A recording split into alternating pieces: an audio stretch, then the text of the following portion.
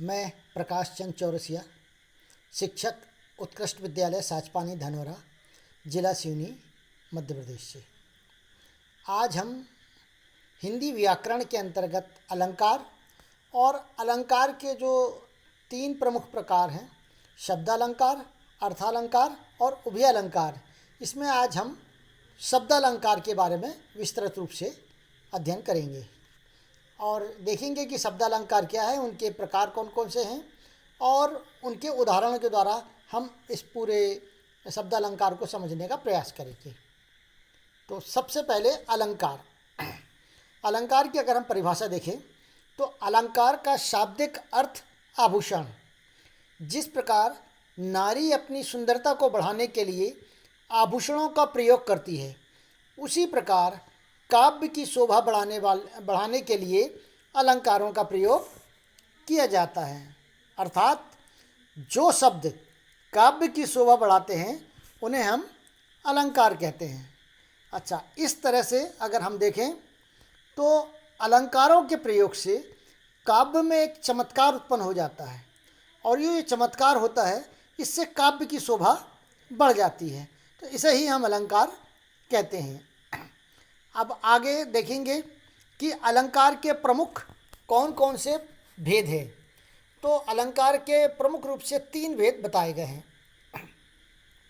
पहला है शब्दालंकार, अर्थात जिसमें शब्दों के माध्यम से चमत्कार उत्पन्न होता हो या शब्दों के माध्यम से काव्य की शोभा बढ़ती हो, तो उन्हें हम शब्दालंकार कहते हैं। दूसरा होता है अर्थालंकार, जिसमें शब्द नहीं वरन शब्द के अर्थ से चमत्कार उत्पन्न होता है, उन्हें हम अर्थालंकार कहते हैं। तीसरा होता है उभयालंकार। उभयालंकार जिसमें शब्द और अर्थ दोनों के माध्यम से चमत्कार उत्पन्न होता है, उसे हम उभयालंकार कहते हैं। इस तरह से अलंकार के ये 3 महत्वपूर्ण भेद हैं। आज हम विशेष रूप से इस वीडियो में शब्दालंकार के बारे में पढ़ेंगे। अर्थालंकार और उभयालंकार के बारे में अगले वीडियो में आपको बताया जाएगा। तो देखिए शब्दालंकार के संबंध में। अब शब्दालंकार, जहाँ शब्दों के प्रयोग से काव्य के सौंदर्य में वृद्धि होती है, वहाँ शब्दालंकार होता है। अर्थात शब्द के माध्यम से जहाँ चमत्कार उत्पन्न हो जाता है, वहाँ पर शब्दालंकार होता है।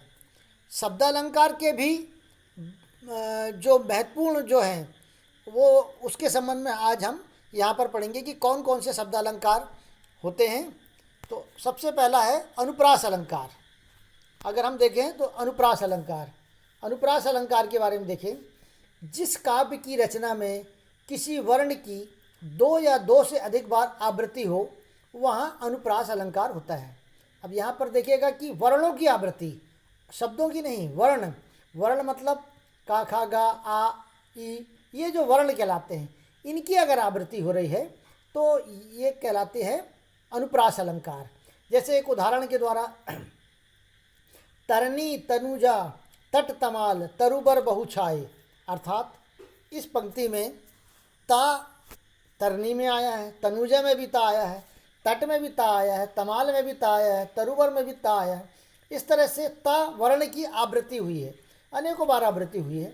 तो ये जो है, जहाँ वर्णों की आवृत्ति 2 या 2 से अधिक बार होती है, वहाँ पर अनुप्रास अलंकार होता है। और ज़्यादातर रचनाओं में अनुप्रास अलंकार हमको देखने को मिलते ही हैं। तो इस बात का है कि कई बार हम से पूछा जाता है कि कौन सा अलंकार है इसमें, तो अगर वर्णों की आवृत्ति हुई हो तो वहाँ अनुप्रास अलंकार होता है। अब अनुप्रास अलंकार के भी 5 भेद हैं, जिनका हम विस्तृत तो नहीं लेकिन थोड़ा थोड़ा अध्ययन यहाँ पर कर लेते हैं। पहला है छेकानुप्रास, दूसरा है वृत्त्यानुप्रास, तीसरा है लाटानुप्रास, चौथा है अंत्यानुप्रास और 5वां है श्रुत्यानुप्रास। अब ये 6 का अनुप्रास और वृत्तानुप्रास, लटानुप्रास, अंत्यानुप्रास और श्रुत्यानुप्रास, ये क्या है, इसके संबंध में थोड़ा सा हम जानकारी यहाँ पर विस्तृत रूप से ना सही, थोड़े से रूप में जानकारी देते हैं कि 6 का अनुप्रास किसको कहते हैं। जहाँ आवृत्ति क्रम में केवल एक बार हुई हो, जहाँ आवृत्ति क्रम में हुई हो और एक बार हुई हो, तो वहाँ पर 6 का अनुप्रास होता है। उदाहरण के लिए जैसे मैं बताता हूँ कि मैं बैरी सुग्रीव प्यारा, का कारण नाथ मोहि मारा। यहाँ पर का कारण, तो का 2 बार आ गया, तो लगातार आया है, लगातार क्रम में आया है, तो यहाँ पर ये आपका 6 का अनुप्रास हो जाएगा। दूसरा होता है वृत्ति अनुप्रास। इसके बारे में भी संक्षेप में हम देख लें कि वर्णों की आवृत्ति अनेक बार हुई हो तो वहाँ पर वृत्ति अनुप्रास होता है। जैसे कारी को कूरी कोकिला कहाँ को बैर काढ़ती है, अर्थात यहाँ पर कारी कूरी कोकिला कहाँ को, तो का की आवृत्ति अनेकों बार हुई है, तो यहाँ पर वृत्ति अनुप्रास होगा। तीसरा होता है लटानुप्रास। तो लटानुप्रास के बारे में देखें कि शब्दों में थोड़ा सा परिवर्तन करने पर अर्थ बदल जाता है। आवृत्ति तो होती है लेकिन शब्दों में थोड़ा सा अंतर करने पर अर्थ बदल जाता है, तो वहाँ पर लटानुप्रास होते हैं। जैसे उदाहरण के लिए पूत सपूत तो का धन संचय और पूत कपूत तो का धन संचय। यहाँ पूत सपूत और पूत कपूत, यहाँ पर पूत सपूत और पूत कपूत में एक थोड़ा सा अंतर हुआ लेकिन अर्थ परिवर्तन हो गया है। तो ये आता है लटानुप्रास की श्रेणी में। चौथा होता अंत्यानुप्रास। अंत्यानुप्रास अर्थात पद के अंत में या चरण के अंत में समान ध्वनि वाले वर्ण आने पर अंत्यानुप्रास होता है। अर्थात चरण के अंत में या पद के अंत में जो समान ध्वनि वाले वर्ण आते हैं तो अंत्यानुप्रास होता है। यहाँ पर यह बात ध्यान देने योग्य है कि जो तुकबंदी होती है उसमें अंत्यानुप्रास होता ही है। एक उदाहरण देख लें कि करत करत अभ्यास के जड़ीमती होत सुजान, रसरी आबत जात है सिल पर पड़त निशान। तो यहाँ पर सुजान निशान ये समान ध्वनि वाले वर्ण हैं जिनकी अंत में आवृत्ति हुई है, तो यहाँ पर अंत्यानुप्रास होगा। और श्रुत्यानुप्रास, श्रुत्यानुप्रास मतलब एक ही स्थान से जिसका मतलब बोला जाता हो, जैसे यह तालब्य से, कंठस्थ से, दंतव्य से, ओंठ से, तो इस तरह के जो उच्चारित होने वाले वर्ण हैं अगर लगातार आएँ तो यहाँ पर श्रुत्यानुप्रास कहलाता है। तो ये संक्षेप में हमने इसको जानने का प्रयास किया कि अनुप्रास अलंकार के कौन कौन से प्रमुख भेद हैं। तो ये अनुप्रास अलंकार हमारा हो गया। इसके बाद अब दूसरा जो महत्वपूर्ण ये है, दूसरा है यमक अलंकार। परीक्षा में अनुप्रास, यमक, श्लेष और वक्रोक्ति ये बहुत पूछा जाता है। तो अब यमक अलंकार देख लें। यमक का शाब्दिक अर्थ होता है युग्म या दो। यमक का क्या अर्थ होता है? शाब्दिक अर्थ या युग्म होता है या दो होता है। अब काव्य में जहाँ एक ही शब्द बार बार आए किंतु उसका अर्थ अलग अलग हो, वहाँ पर यमक अलंकार होता है। अर्थात काव्य में एक ही शब्द बार बार आ रहा है, 2 बार आ रहा है और बार बार आने पर उसका हर जगह अर्थ अलग अलग हो रहा है। शब्द तो एक ही है लेकिन उसका अर्थ क्या हो रहा है? अलग अलग हो रहा है। वहाँ पर यमक अलंकार होता है। अब यमक अलंकार के लिए देखें अपन, एक उदाहरण है काली घटा का घमंड घटा। अब काली घटा, यहाँ पर घटा एक बार आ गया, का घमंड घटा, ये घटा शब्द 2 बार आ गए हैं लेकिन दोनों बार घटा शब्द जो है उसके अर्थ अलग अलग है। जैसे काली घटा, तो यहाँ पर घटा से आशय, पहले वाला जो घटा है वहाँ से आशय है बादलों से, अर्थात काले बादलों से इसका अर्थ होता है। का घमंड घटा, और दूसरा वाला जो घटा है उसका अर्थ होता है घटना या कम होना। अर्थात काली घटा, जो काले बादल थे उनका घमंड कम हो गया या घट गया। तो ये तो यहाँ पर हमको स्पष्ट देखने को मिलता है कि घटा शब्द 2 बार आया है और दोनों जगह उसके अर्थ अलग अलग लगे हैं। इसी तरह एक और है कि 3 बेर खाती थी बे 3 बेर खाती हैं। भूषण जी जो रीतिकाल के प्रमुख कवि हैं जिन्होंने 20 रस की रचनाएं लिखी थी, उन भूषण की ये रचना है कि 3 बेर खाती थी वे 3 बेर खाती हैं। अर्थात जब मुग़ल शासक की रानियाँ वीर शिवाजी के डर से वन में जाकर रहने लगी तो तब यहाँ पर उनके संबंध में लिखा गया कि वे पहले 3 बेर खाती थी। अर्थात जब महलों में रहती थी वो 3 बार भोजन किया करती थी, लेकिन अब वे वन में जब रह रही तो 3 बेर खाकर ही, अर्थात जो बेर का फल होता है उसको खाकर ही अपना जीवन व्यतीत कर रही हैं। तो यहाँ पर पहले वाले बेर से आशय बार से है और दूसरे वाले बेर से आशय है बेर का एक फल से है। तो इस तरह से यहाँ पर भी यमक अलंकार हमको देखने को मिलता है, जहाँ पर बेर शब्द 2 बार आया है, लेकिन एक बेर का मतलब बार से है और दूसरा बेर का मतलब बेर का एक फल से है। इसके बाद आ जाता है हमारा तीसरा श्लेष अलंकार। श्लेष अलंकार का शाब्दिक अर्थ होता हुआ चिपका हुआ, अर्थात जो चिपका हुआ होता है वो श्लेष अलंकार होता है। और यहाँ पर चिपके हुए से आशय है कि शब्द तो एक ही रहता है, लेकिन उसके अलग अलग लोग अलग अलग अर्थ लगाते हैं। जैसे काव्य में जहाँ शब्द एक बार किंतु उसका अर्थ अलग अलग हो, वहाँ पर श्लेष अलंकार होता है। मतलब काव्य में तो एक बार ये आता है, लेकिन उसका अर्थ अलग अलग होता है। इसका बहुत बढ़िया उदाहरण है कि रहीमन पानी राखिए बिन पानी सब सून, पानी गए ना उबरे मोती मानुष चून। अर्थात यहाँ पर पानी शब्द तो पहली वाली लाइन में 2 बार आया है, और पहली वाली लाइन का अर्थ होता है कि रहीमन अर्थात ईश्वर पानी को राखिए, क्योंकि बिना पानी के सब कुछ शून्य है। लेकिन दूसरी बार जो पानी आया, दूसरी पंक्ति में जो पानी आया है, उसमें पानी गए ना उबरे मोती मानुष चून। अब यहाँ पर पानी का जो अर्थ होता है मोती के लिए अलग है, मानुष के लिए अलग है और चून के लिए अलग है।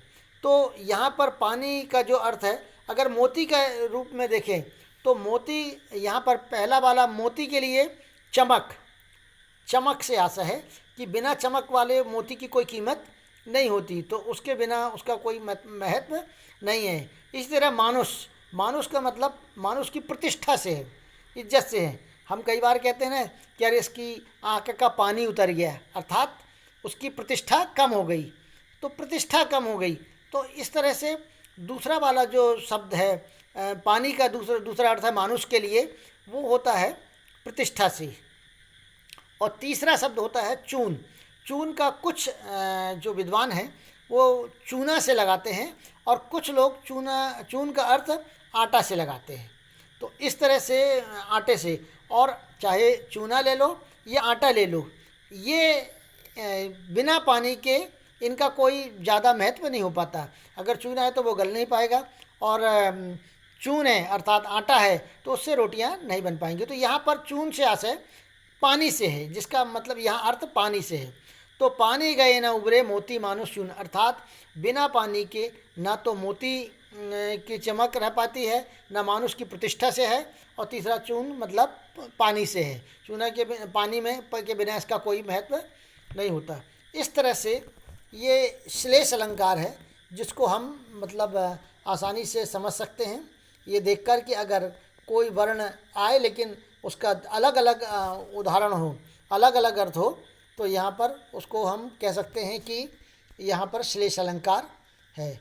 इसके बाद शब्दालंकार का एक और प्रमुख उदाहरण है वक्रोक्ति अलंकार। अर्थात वक्रोक्ति का अर्थ होता है वक्र धन उक्ति। वक्र अर्थात टेढ़ी और उक्ति का मतलब कथन। तो वक्रोक्ति का अर्थ वक्र या टेढ़ी उक्ति, तो ये कहलाती है वक्रोक्ति।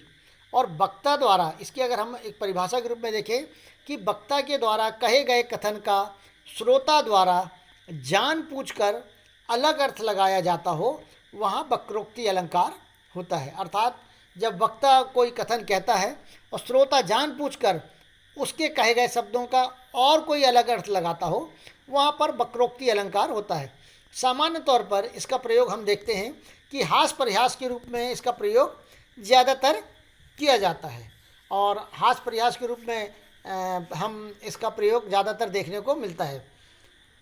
इसके संबंध में आचार्य मम्मट और आचार्य रुद्रक ने 2 भेद बताए हैं। इसके जो 2 भेद प्रमुख रूप से बताए गए हैं, पहला है श्लेष वक्रोक्ति और दूसरा है काकू वक्रोक्ति। अर्थात ये 2 प्रमुख है। यहाँ पर इसका ज़्यादा विस्तृत अध्ययन हम नहीं कर रहे हैं, क्योंकि केवल सामान्य ज्ञान के लिए ये कि इसके कितने भेद हैं कई बार परीक्षा में पूछ लिया जाता है। अब इसकी अगर हम उदाहरण देखें तो उदाहरण बहुत शानदार है कि कौन तुम मैं घनश्याम तो बरसों कित जाए। अर्थात पहली पंक्ति में देखिएगा कि जो ग्वालिन है वो पूछती कि कौन हो तुम, तब भगवान कृष्ण कहते कि मैं घनश्याम। घनश्याम का अर्थ यहाँ पर उन्होंने अपना नाम बताया था, घनश्याम अर्थात भगवान कृष्ण।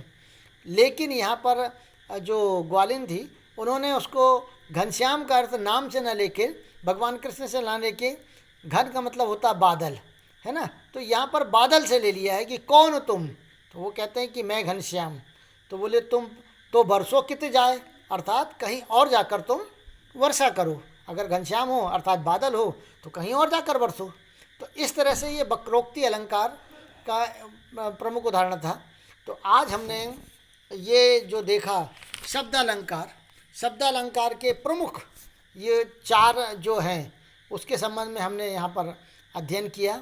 और ये 4 थे: अनुप्रास अलंकार, यमक अलंकार, श्लेष अलंकार और वक्रोक्ति अलंकार। ये शब्दालंकार के महत्वपूर्ण अलंकार के अंतर्गत आते हैं। और आशा है कि आपको ये वीडियो पसंद आया होगा और समझ में आया होगा। अगले वीडियो में हम लेकर आएंगे अर्थालंकार और उभयालंकार। अर्थालंकार और उभयालंकार के संबंध में बताएंगे। वह भी अर्थालंकार के भी बहुत सारे भेद हैं, लेकिन उनमें से कुछ महत्वपूर्ण वीडियोस को हम यहाँ पर लेकर आएंगे। तो अगर आपको ये वीडियो अच्छी लगी हो तो लाइक करिएगा और सब्सक्राइब करिएगा। सब्सक्राइब करने से ये फ़ायदा ये होगा कि आने वाले जो वीडियो हैं वो आपको सहजता से पता लग जाएंगे और सहजता से मिल जाएंगे। धन्यवाद।